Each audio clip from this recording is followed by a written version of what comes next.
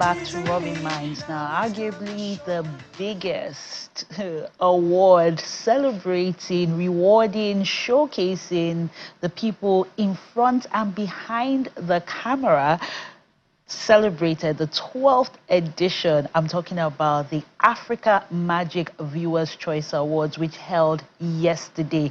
And in the run-up to that, there was the Culture Night, the Young Filmmakers Day, the Icons Day, and obviously the awards proper, which came with pomp and pageantry, and of course, the matter of the day, the meat of the matter, the awards proper. Who went home with the big guns? Well, to discuss the nominations, the wins, the acceptance speeches, and what this means for Africa as a continent, as an industry, I'm joined by a creative entrepreneur and self-confessed a Nollywood stakeholder, and I'm sure that will come through in the conversation, Irabo Okosun. Welcome to Robin Minds. Pleasure to have you here. It's a pleasure to have you here. I think on another occasion, I was the guest, and you were the one asking the questions. So this is familiar territory. I am very thrilled to be on this, being on the other side. Yeah, you're not asking the question, so you're ready for me to come with. I'm not going to hold anything back. So the 2026 AMVCA is the 12th edition, held yesterday, and we had quite a number of nominations, big films. Were there any hopes or predictions you made before the night on certain films and people? And then I'll let you start with that, then we'll see whether you were right or wrong. Sometimes we can be critics. We can also serve as the audience because we, watch these movies. Personally, Irabo Okosun, I had, some hopes for certain films because... Like? The Herd, for example. Directed by Daniel Etimefeong. I feel, in my own opinion, that was the movie of the year. Now, me saying this doesn't mean that every other movie that was, in several categories or that specific category is a bad film. I'm just giving my own opinion based on the metrics, how I measure film. So is this Irabo the movie critic or Irabo the audience member, or a blend of both? It's a blend of both. Irabo the audience member as well, because when I go and watch movies, I watch it in two different ways. I'm a critic and I enjoy it as a fan. So as a fan, knowing the trajectory of Daniel's career, having directed a documentary that also won an AMVCA with Beverly Naya and Skin, then also having to direct YouTube films for his church, and also being an actor, somebody I know is well-versed, who is educated. From those standpoints, and the film he released, the timeliness of that film, the depth of that film, watching how that genre, in fact, multiple genres were explored in that film, the suspense, so many things about the film, I think it was deeper than other films in several categories. So that's Irabo's take.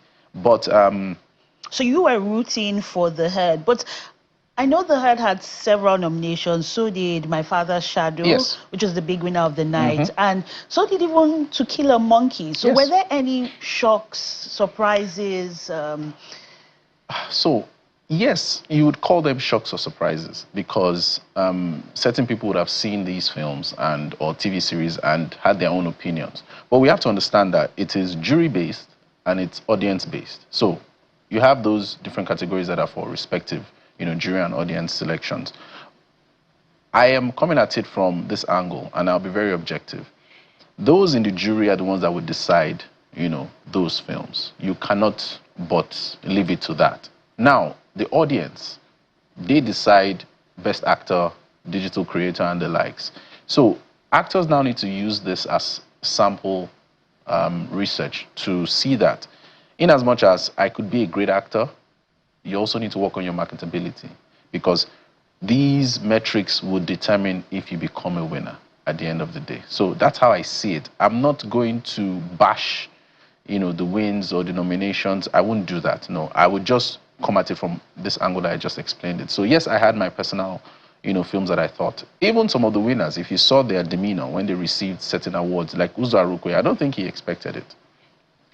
Linda Ejiofor, for Best Actress, I don't think she expected Best Actress. She deserved Best Supporting Actress. I'm not saying For the herd. for the herd. I'm not saying that she's not deserving, but again, if you really want to nitpick and everybody wants to have an opinion, yes, you're going to have difference in opinion. So it's just like with voting, you know, for politics or whatnot. If you don't vote, you're not going to get the results you want. So I guess those who voted, you know, it shows that they side with the likes of those people that won.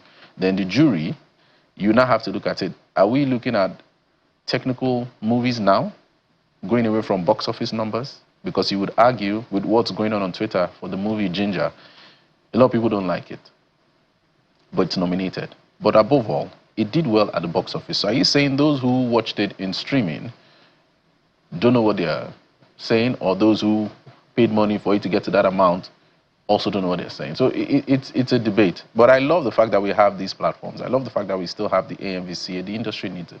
You know, as I was listening to you, I know that over the years, the AMVCAs, they have tweaked some things. Yeah.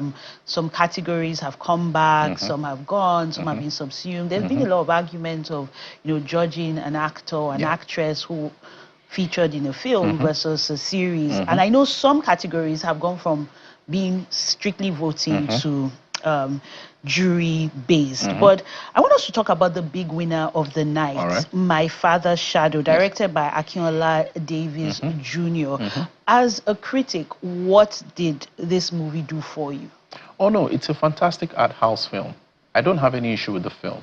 I'm just looking at depth. And when I say depth, I'm not saying the film itself isn't deep as well. I'm just looking at something where you go to the cinema, you watch something on streaming, you watch it on TV, whatever platform you're, you know, used to, and whatever you are also used to when you watch films, because certain people don't like certain genres. But for me, I love technical films. I love art house films. I remember this movie, Eyimofe, a few years ago came out. One of my top Nollywood movies of all time. But again, certain films get released during certain years when, you know, certain other films get released. I remember back in the day, when people want to release film in Hollywood, they always check when Will Smith is releasing a film. They make sure that they don't even go there, you know. So it's those types of things that make, you know, these wins and losses, you know, count. But for me, that movie, I don't have any issue with the movie. The casting, the story, you know, the editing, everything about it is okay. It's good. It's not bad. But my pick, no, I wouldn't have picked that film if I was on that jury or if I was voting. And then what about the, I'd say for some, the big shocks, upset surprises of the night? Ginger and To Kill a Monkey. Did you share in that sentiment? So I think To Kill a Monkey should have also won Best Actor, in my own opinion. I also feel even Best Actress as well should have gone to Bimba Kintola. But for Ginger, I don't think Ginger, and I say this respectfully, so whenever I talk about film or do these types of interviews, I always ask myself, what are we trying to achieve? And are we going to be those types of people that if somebody gives an opinion, you now want to blacklist or get angry or whatnot? Are we here to have conversations? I believe that's it. But respectfully, I don't think a movie like Ginger, albeit that it did great at the box office, I don't think a movie like Ginger, you know, should have won anything. I mean, based on the existing categories. Maybe, I don't know. I just didn't see it as a film, you know, that should have won anything compared to the other movies. Should it even have been nominated? That's my own opinion too. Again, I don't think it should have been nominated for certain categories. Even if it's nominated, fine. I don't think it should have won. And I'm a fan of the people behind the films. I'm a fan of Bisola. I think she's one of pound for pound best actresses out there. In fact, best talented people, just like the way Jamie Foxx is in Hollywood. I'm a fan of Kiki. She's effortlessly talented. I'm a fan of Ope Ajayi and all those people. But sometimes, just like with, I think the first film that one of the top studios and cinemas in Nigeria released, what's the name of that movie again? Adire. They missed it. Although she won Best Actress, but the film itself, to me, collectively, they missed it. But see what they came back with. Farmer's Bride. That was a stellar film. So I feel the ecosystem should be open to criticism Meaning they should not come for you because No, you no, no, no, said... no. There's nothing. No, no. There's because you not. No, said nothing. you don't No, think it you should doesn't have... harm me in any way. I'm just giving my opinion. I feel everybody should be open and comfortable with having dialogue that would advance, all the things that we're doing in the industry. What about the Trailblazer, Oh, the Industry Merit yes. Award, and what the AMVCA represent for the continent? Because I know in Kanayo's speech, there was this plea to the new owners, that's Canal Plus, to keep the AMVCAs going. Why is this so important for the ecosystem? And I also want your view on those categories mentioned. First of all, I want to give a shout out to Uche Montana. I've been watching her since AM Hush. I think even... I thought I was the only one. Like, literally, I saw Badge yesterday, yeah. and I told Badge that once Uche went up on stage, my mind went back to Hush, literally, because there was back something... in the day, Mawuli, even RMD was there, Yes. I even saw your video online too when you were doing red carpet at AMVCA. 2014, right? You go back and you see the archives and you follow people's careers. I have a lot of respect for you. That's why I'm happy to be here, Thank you. So, Uche Montana has paid her dues, still paying her dues. I don't think she should stop. She's a talented actress. I don't care what anybody says. She is an utterly talented actress. If you really, really know what film is, she knows how to act. I love the fact that she's also going behind the camera to produce. I love what Bimba Demoye and the likes of, Omoni Oboli, all of them are doing. So she deserves it. I have no issues whatsoever. I think this is going to be encouragement for her, to step up and keep doing, greater things. I want her to win an award. Last year she was nominated for Best Supporting Actress for Thin Line. I believe she did well in that movie. So that's good for her. For the Icon Awards, Shola Shobowale, Kanayo, lovely speeches. I loved Kanayo's speech, even talking about xenophobia and trying to charge people using your platform, to speak up against that, because we're Africans. Why should we be running away from our own continent? So I love the fact that they awarded them. It was a double header and it was lovely. They deserved it wholeheartedly. No issues there whatsoever. And speaking about xenophobia, does filmmaking, television production, the creative space, because when you talk about all these things, the fashion, the arts, the culture, the music, all comes in. Do these things have the power to really reframe how we treat each other as Africans and bring an end to things like xenophobia, which you'd be shocked is still happening in 2026? Yeah, there's so many things that you're shocked still happening. I don't even want to go into certain other things. Let me focus on what you're saying. I remember when Mandela tried to use sports, to bring, the blacks and the whites together. They won the Rugby World Cup. They also won the Nations Cup as well. So it's a great tool to use entertainment, sports, or, pop culture to influence people's minds positively. I'm a huge fan of positive behavioral change. I do that in my own way. I have a foundation. So all these things, I believe people need to lock in and understand what these things mean. We need a lot of focus groups, peer groups. We need to really focus on our education system where we're teaching people the right things from kindergarten up until university, even into the labor market. So yes, most definitely, the film industry, TV series, programming, everything is very, very key, because a lot of people sometimes tend to be lazy. They don't want to do the research, that you would do when you're doing a show prep. They just want to digest content. So that's why we have people like you, that would be at the forefront, showing people what they need to be doing, what they need to be thinking. Yes, most definitely. And where do you see the AMVCA playing on the continent? And is there, you're a Nollywood stakeholder. There has been talk that this might be the last edition. What are your feelers about that? Well, those who acquired, DSTV MultiChoice and, all that came with it, the streaming platform, the award shows, well, I don't know the numbers, the financials. Sometimes these are business decisions, but I don't think this should be taken away from the ecosystem in Nollywood.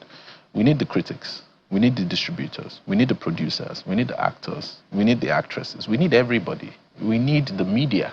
So taking away, to me, what I think is the premier platform currently, for awards, out of all the many facets of the industry, I don't think it's going to do... In fact, it's going to be a disservice to the industry, in my own opinion, because we're not going to be giving jobs to people. You have the fashion industry that is always going to be thriving, the dresses. Yes, you can't talk about the AMVCA without talking about the fashion. But back to the movies, when you think about, box office records, so you're thinking about BTS, Over Sabi Auntie, you also mentioned Ginger. How can they translate commercial success to critical acclaim? So you're making the money, but you're also getting the recognition. Or do you have to choose between two? Because, I mean, the big winner of the night, My Father's Shadow, I'm sure many people haven't seen it because it had such a limited cinema run. So the ones that people are actually watching and hoping will get the awards don't always perform. That's a very interesting question. That's what I was trying to say earlier when I said, what kind of conversations do we want to start having? I've been on record several times criticizing Funke respectfully about the kind of films she releases, and I try to compartmentalize it. So there's the box office angle. If you look at Funke's history, she's a child star who was on terrestrial TV, who adopted social media, who also had a very successful IP in Jennifer, who decided to fill a vacuum in cinema when nobody was interested in it during the COVID period. And she became successful. Nobody gave her the blueprint. Now, with all that, she now releases content. Of course, it's going to hit because she has that history, that following, everything. Now, would she now be paying attention to the technical aspects? Maybe, maybe not. Just like with Tyler Perry. The earlier Tyler Perry movies were stellar because of the story and how it was told. Now, I think he's wearing too many hats. He needs to diversify. If you look at that angle, Funke, I was so happy for BTS because it's a great film, not just a film that Funke released. It was a great film that now Funke happened to release and did so well at the box office. Going by those metrics, Best Picture should actually even be behind the scenes. Best Picture no longer at the head. It should be behind the scenes, going by that metric. Okay, going by the metrics of the box office. Of it being a good film. And also being a good film. Yeah, and the casting and everything. Yes. So now, you can look at it. You see how I'm breaking it down. It could be My Father's Shadow as well, if you're looking at art house, difference in genre and the kind of movies we're used to, and also because of the international PR, it winning a BAFTA, all those things can count. So that's why I'm always saying, if you're going to release a film, you need to first of all do your homework. Know what type of film am I trying to release? Am I coming to release an art house film that's going to tour festivals? Am I looking to make money at the box office or through streaming? Am I looking to do a TV film just to, cut my teeth? Am I looking to be notable? Maybe do a YouTube film, get the number. You need to know your plans before you move so that you don't get burnt if you're expecting certain things, but you made the wrong moves in the beginning. So that's what people don't really do. They don't do their situational analysis to understand where they should fit, when and why. I really wish we could continue this conversation because we love to talk about Nollywood and the African film industry as a whole, but sadly time is fast spent. Thank you very much, Irabor. My pleasure, Isabella. And hopefully we'll still have more awards and more conversations to really ensure we take the industry to the next level.